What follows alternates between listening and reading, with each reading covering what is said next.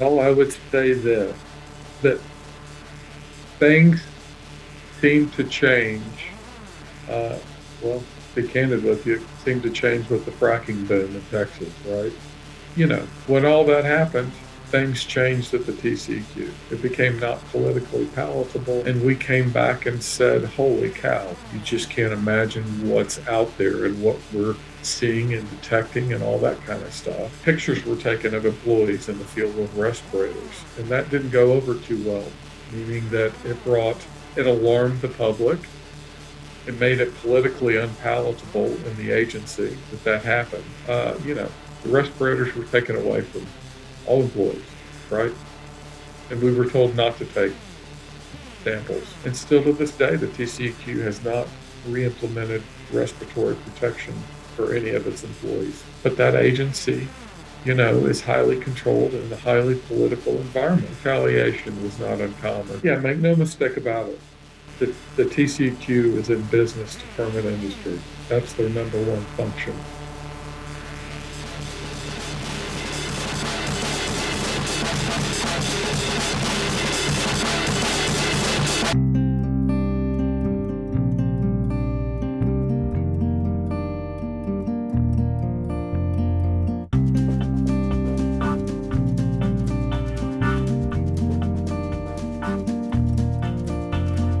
Welcome back to the show. So far, we've covered the horrors of the Permian Basin oil and gas shale, the climate and health impacts of fossil fuel production at the oil patch, and we've provided a deep dive into the loopholes of the state environmental regulatory system. For the next couple of episodes, we will speak to two former TCEQ regulators who have opened up about the negligence they've witnessed at this state agency. We will learn about the agency's internal politics, their culture, and relationship with fossil fuel corporations. It's important to keep in mind that this fossil fuel captured state agency doesn't only affect Texas. Because so much of federal environmental regulation comes down to state enforcement, the TCQ's relationship to oil and gas companies affects the entire country, the entire world, really. Texas is home to some of the worst polluting oil and gas shales, like the Permian Basin and the Eagle Ford, that emit global scale levels of methane emissions. So when you listen to these regulator whistleblowers, keep that in mind. The emissions from Texas oil fields affect the entire world. To kick us off, we'll start with my conversation with Tim Doty, a former TCEQ employee who worked at the agency for decades. During his time at the agency, he worked hard to serve the public and value health and environmental protection over corporate profits. It became clear to Tim, however, that the TCQ did not hold these same priorities.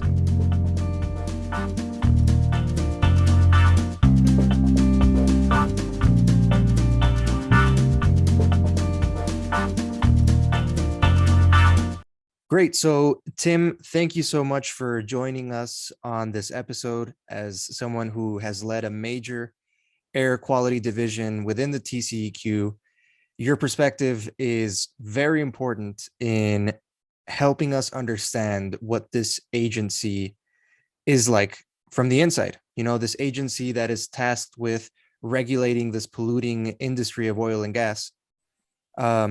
We're very appreciative of you being able to be on this episode and tell us about what it was like from the inside. So to kick us off, would you mind giving us a bit of your background regarding your work in the TCEQ? How long have you worked there? What inspired you to join the agency? So I first started working, I guess, for the state of Texas at the Texas Air Control Board in 1990. In the early 1990s, around 1992 or so, the Texas legislature combined resources and made one all-encompassing environmental agency, which was water issues, air issues, and then the solid waste program. Around 1992, there was what used to be called the Texas Natural Resource Conservation Commission, which is a mouthful. And so eventually that changed names to the Texas Commission on Environmental Quality, often known as the TCEQ. And so I worked at the TCEQ and retired in August of 2018 after 28 plus years doing environmental work. During that time period, I was managed the large ambient air mobile monitoring trips to large industrial areas from about 1992 until about 1999 when I became the mobile monitoring team leader for organic monitoring projects. And then in 2002, the agencies, there were two different teams. They were combined into one. And I became that team leader also over the inorganic monitoring stuff. So I remained basically the TCEQ's mobile monitoring team leader from 1999 until 2015, so 17 years, which Right. means I manage field projects, but also, manage the ones that I led and also my team led and strategized how to do the trips and all that kind of stuff. So similar to Sharon Wilson, as we've discussed in this podcast, you'd go out into the field with this handheld OGI camera, right, to look for emissions from oil and gas sites? Yeah, so that started in about 2005 when the TCEQ invested in two infrared cameras. Back then it was a FLIR gas finder camera. So the Houston regional office bought one, and the monitoring division and the central headquarters in Austin, Texas bought another one. And so we helped explore that new technology, right? It was the newest and the greatest. And it literally allows the visualization of hydrocarbon compounds in a certain spectral range, right, between 3.2 and 3.4 micrometers in the infrared spectrum. So you can literally see what you can't see to the bare eye. You can see with this camera, right? The emission plumes, where they're coming from, how intense they are, et cetera. And so at the time, the TCEQ was kind of at the forefront. Again, this was new technology in a handheld format. And so we helped implement its use in the state of Texas, right? And at the beginning, it was all exploratory. We knew theoretically what it could detect, but until you go out and actually use it in the field, it's, was tough to describe, right? And so we used it at chemical plants and refineries and oil and gas operations. And we used it in emergency response applications. Anyway, the TCEQ became, kind of at the forefront of all this. And we participated in early work groups with the regulated community and environmental groups and the EPA and all that kind of stuff, and developed its use and implementation with the state of Texas, right? And we tried to look and solve problems where actually before, when we were only able to measure concentrations of certain chemicals downwind of infrastructure, we were now able to better pinpoint it and literally see it with this camera to figure out where the emissions were coming from, whether that was a flare or a storage tank or something along that aspect. So even dating back to like the mid 2000s, we have this great technology that the state of Texas is investing in and trying to advance. How has that changed over time? How did the TCEQ's response and application of this technology devolve over time in your experience? Yeah, so the TCEQ, wasn't by itself, but in essence, this technology, was sold to the public And of course, industry bought the technology just like everybody else. They're trying to save money and trying to prevent certainly safety issues and that kind of stuff. So in the early days, it was I'm talking like 2005, 6, 7. It was a very exploratory technology to where there would be technical roundtable meetings in Texas with EPA and the different industries and affected parties about how best to use the technologies, lessons learned, that kind of stuff. Um, and so that morphed itself into the federal government, establishing an alternative work practice program to where this OGI technology was used uh, in place of or a supplemental means to do like leak detection and repair in refineries and chemical plants. Um, and of course, there was a lot of hesitation to do that because, unlike other technologies, you actually get potential recording of videos and documentation and all that, which, not all companies are happy with. And so Right. there was rulemaking to put this technology into place in an alternative work practice means. And then back then, again, this was the early days, right? So the mobile monitoring team, I actually had, the ability because I had Texas resources to, when we went out and detected hydrocarbon emissions, there was a lot of declarations about we were seeing steam or, that was just heat and that kind of thing. And so there was a lot of ability and a lot of folks, some out of just not knowing about the technology, but some purposeful to misrepresent some stuff that was being detected. And so where I was going with that is, I helped manage a lot of resources in Texas. And so we had the ability, because it was, relevant to do an environmental monitoring at the time, to go in and prove that what we were seeing with that camera was actual hydrocarbon. And so we were able to put monitoring bands downwind of those emission sources in some cases. In other cases, we used handheld instruments and sampling media like stainless steel canisters to collect samples so we could later be analyzed. So we could basically scientifically prove, what we were seeing was actual hydrocarbon. And then, because it was such a new technology, there was a lot of folks outside the agency and inside the agency that wanted to hear about it. And so a coworker and I made a lot of presentations at external conferences and that kind of stuff in front of industry, in front of other agency staff to, shore up. This is what we were seeing. These were the conversations we had with the company, and this is what was actually detected in those samples. Sometimes in the early days, I mean, I would climb to the top of storage tanks, right, with an instrument over my shoulder and a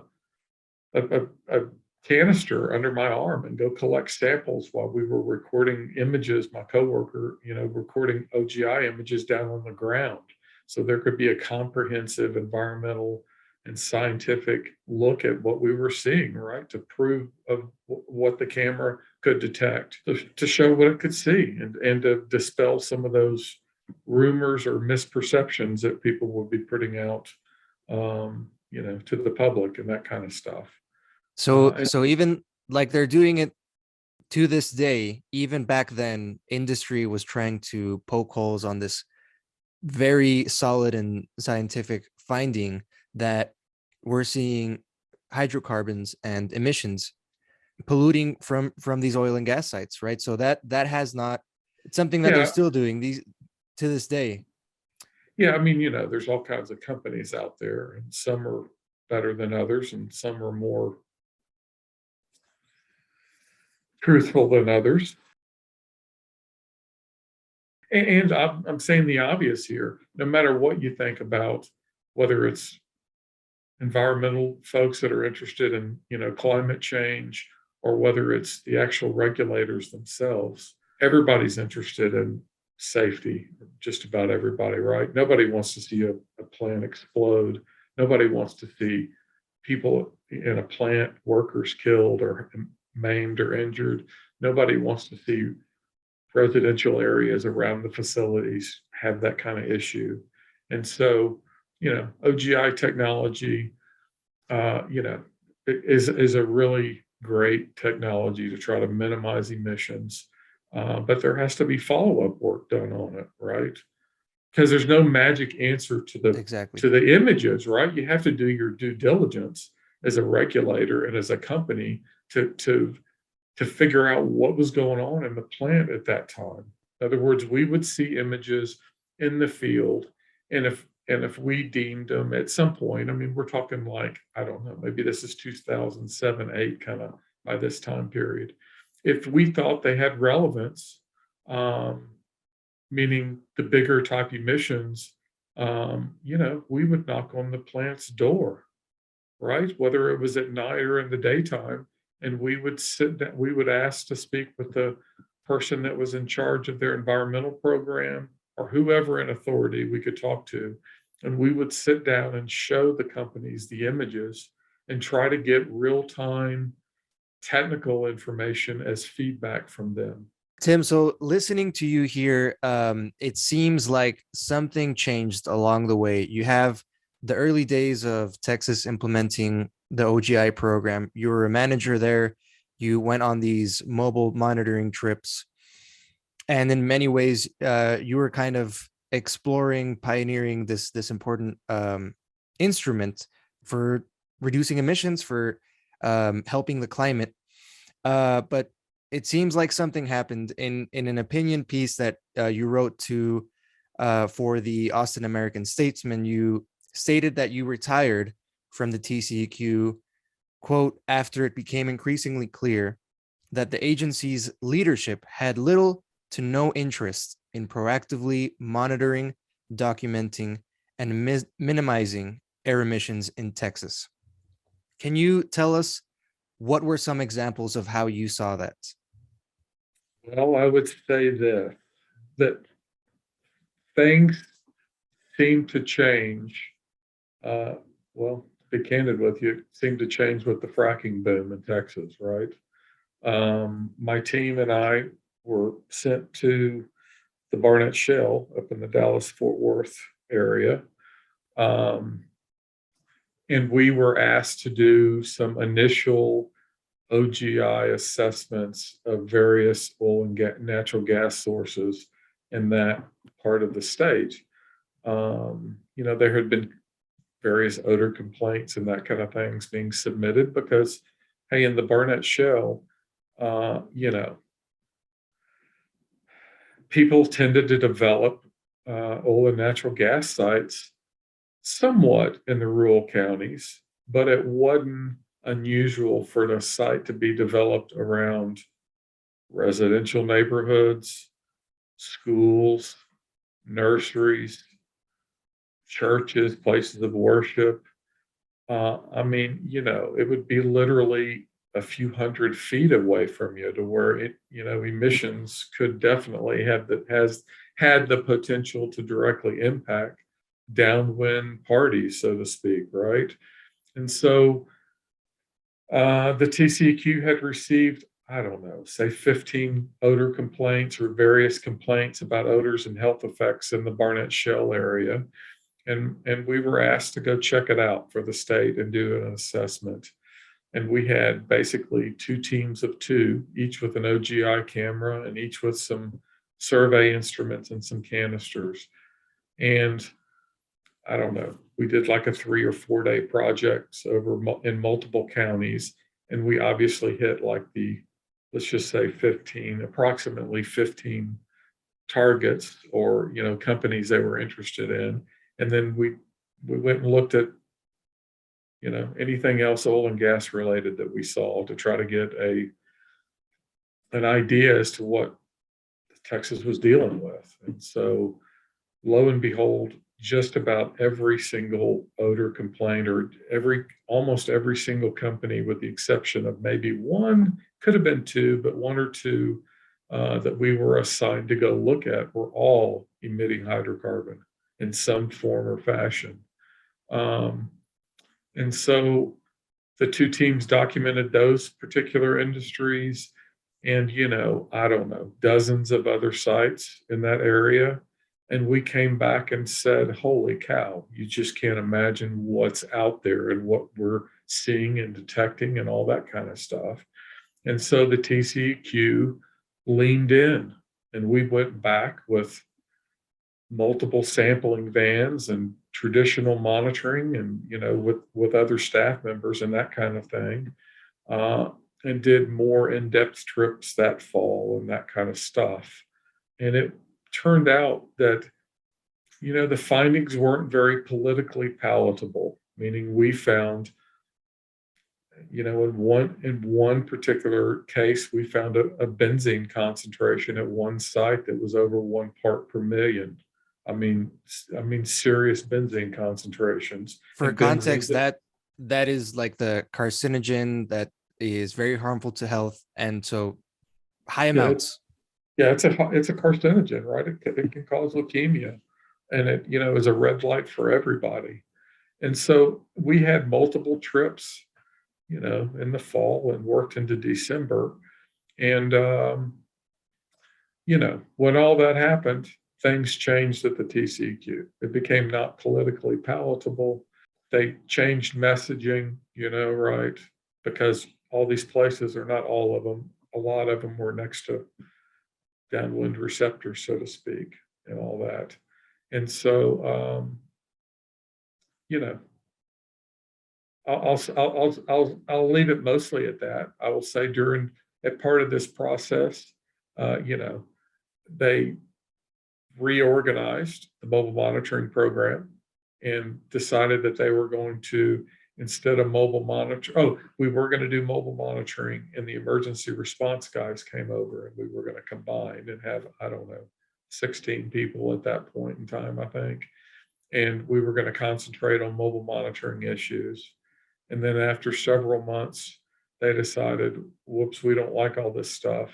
And so let's concentrate on emergency response issues instead of mobile monitoring issues. We had been filmed or pictures taken in the field wearing respirators, right? The TCEQ had a respiratory protection program for its employees because, hey, I get it that a lot of the regional investigators and the mobile monitoring folks, yeah, we all get that the majority of the inspections, you don't need a respirator for. But there are some cases where, our own staff members' public health is important, right? And so if you're going to be in the plants in certain units, or if you're going to be downwind in close proximity to things, you want to be able to have respiratory protection. I mean, we all had annual physicals every year.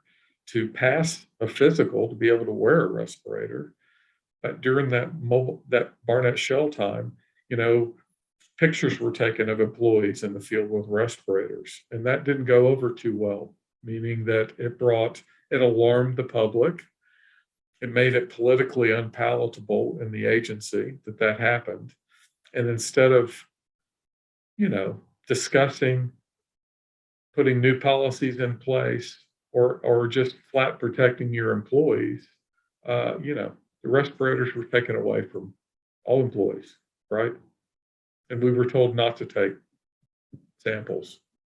If we had to take environmental samples in a place where we deemed it necessary to put on a respirator, we had to call back to Austin to ask management for real-time permission in the field to do so, right?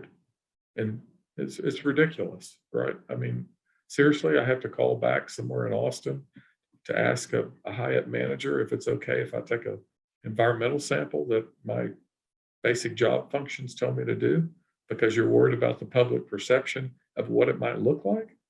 How about just make the company clean up? How about that?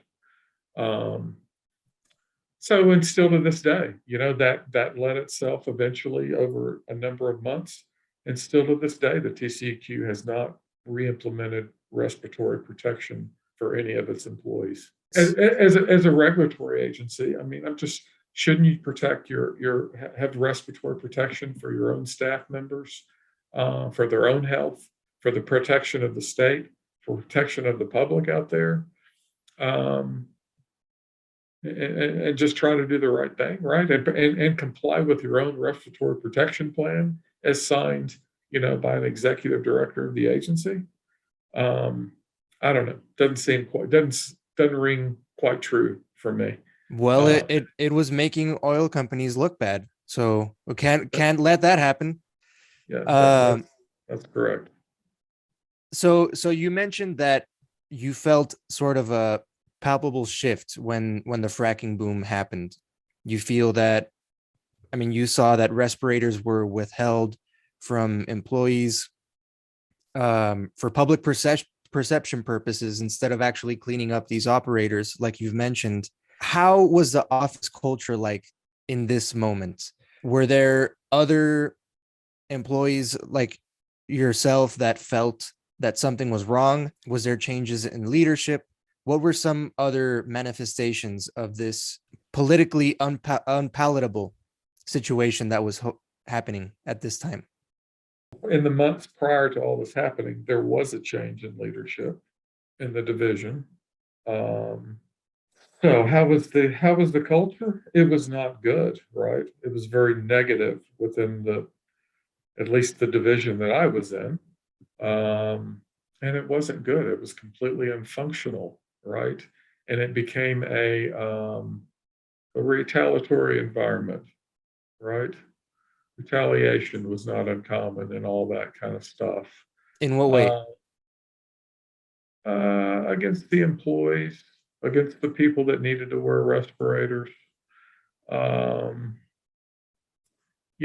Again, they tried to change functions from all mobile monitoring to all ER functions.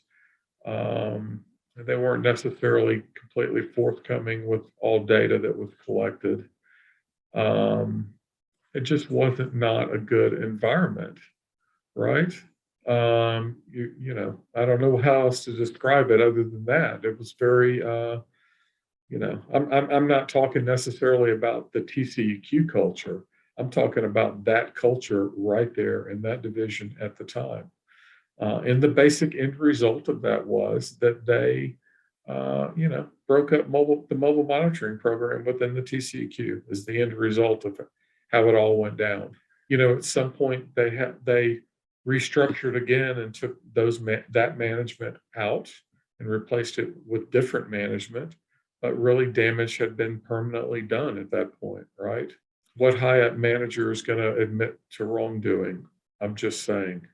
And so they restructured, took out generally the more thorough and more stringent mobile monitoring program that had been at the state of Texas since about even before my time, before 1985. And so basically the services, mobile monitoring services, were lessened and it had been in place from literally 1985 until about 2010. So 25 years it had been in place, and because they couldn't handle the criticism of and the pressures of dealing with emissions, oil and gas emissions, climate change, scientific data, potential impacts on downwind receptors, again, like schools, all that kind of stuff. That instead of politically handling that in a meaningful way, they just basically took out the mobile monitoring functions of the TCEQ, and it still has not recovered. Right? So, they went from a highly specialized, actually at the time, two highly specialized group of teams, the emergency response team and the mobile monitoring team, that were both nationally recognized for their abilities by other states, by municipalities, by the EPA, and because of their own reasons at the TCEQ, they literally destroyed both teams and both programs.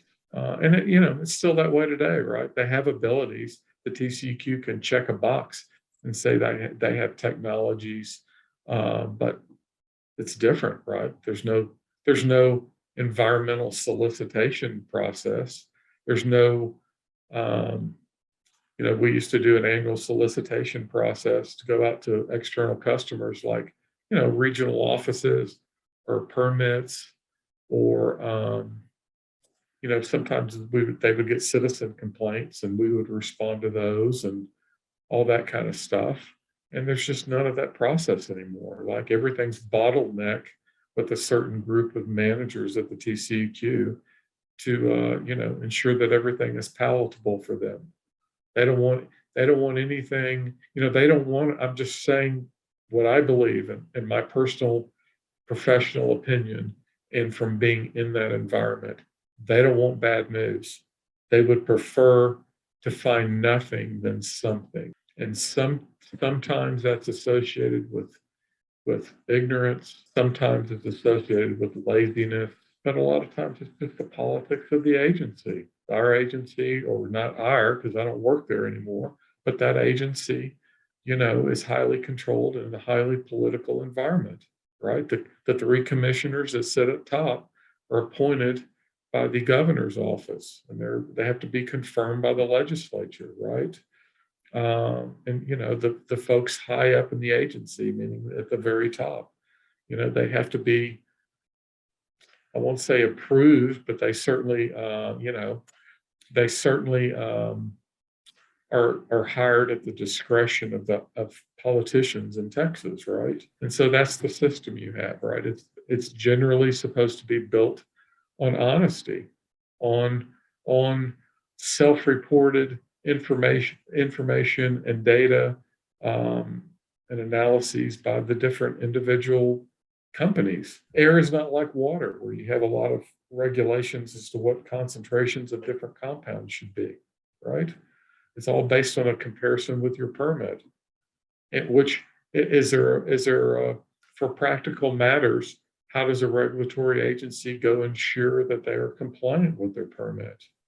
Especially after the agency's been gutted for, like you say, politically unpalatable reasons.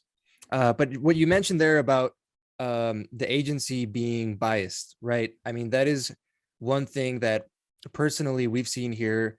If you go to a public hearing for a refinery permit, the TCEQ goes to a school auditorium or a public place, and they present themselves as a very fair, unbiased organization that listens to both sides.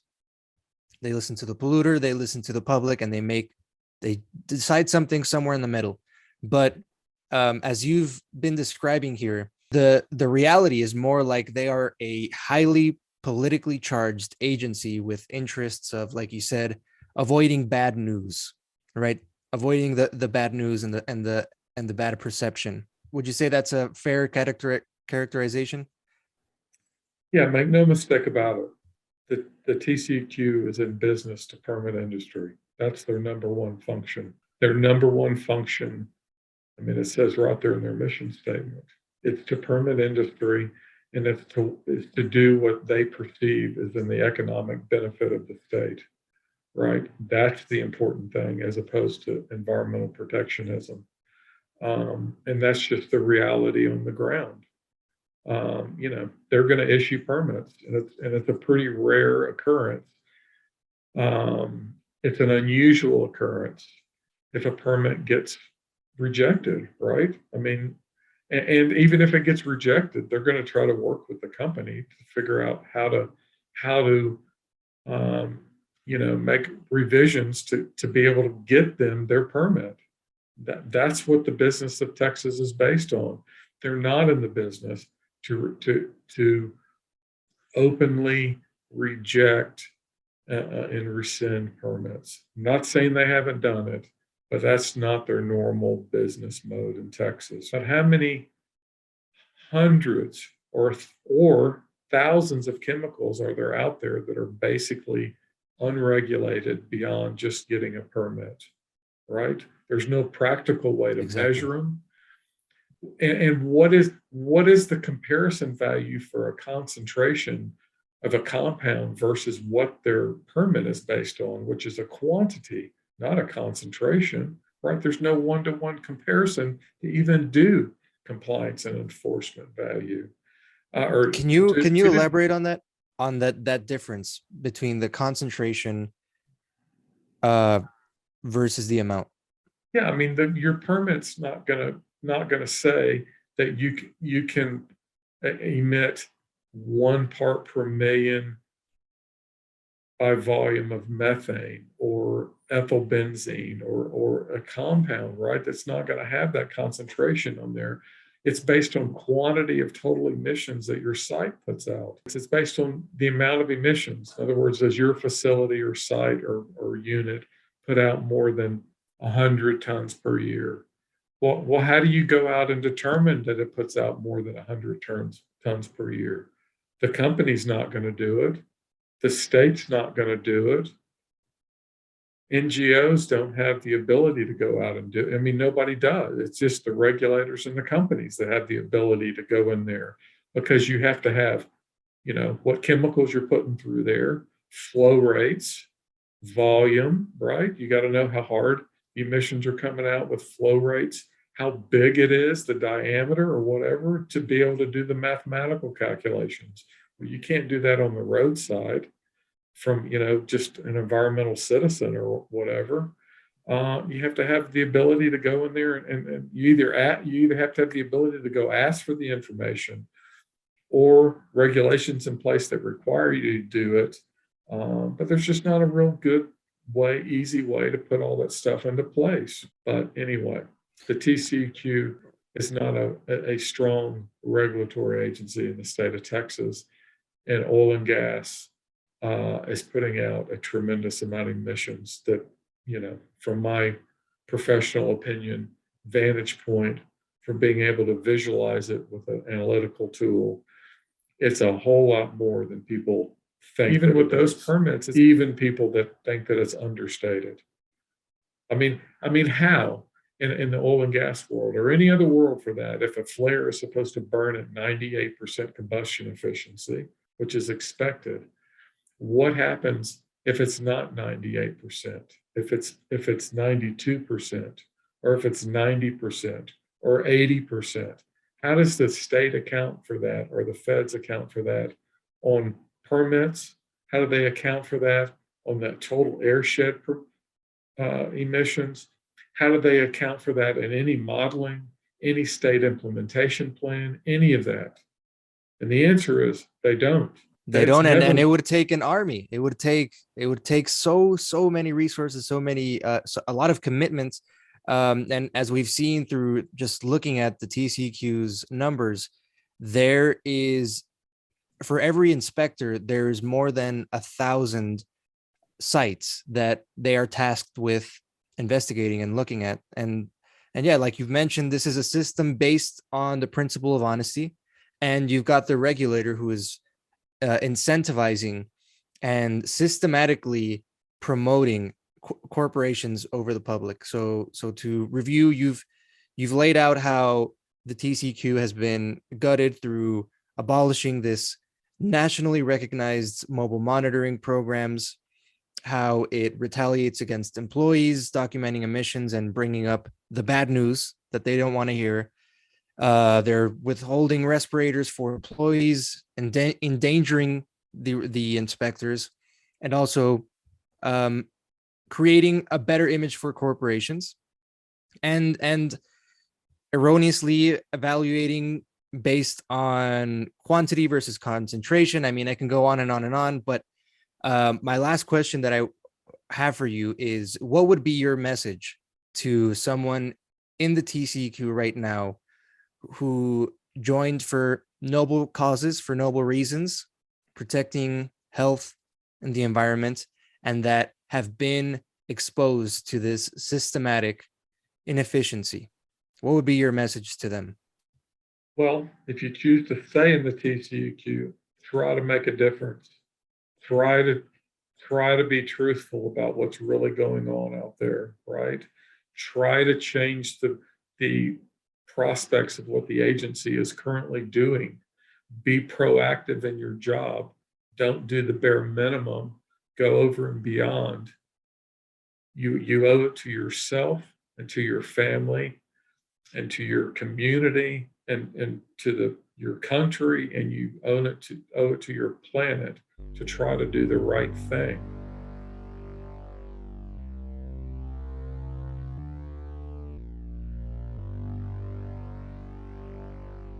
Thank you for listening to this conversation.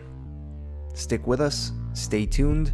Next episode, we will continue our conversation about the TCQ with another regulator whistleblower. Hope to see you there.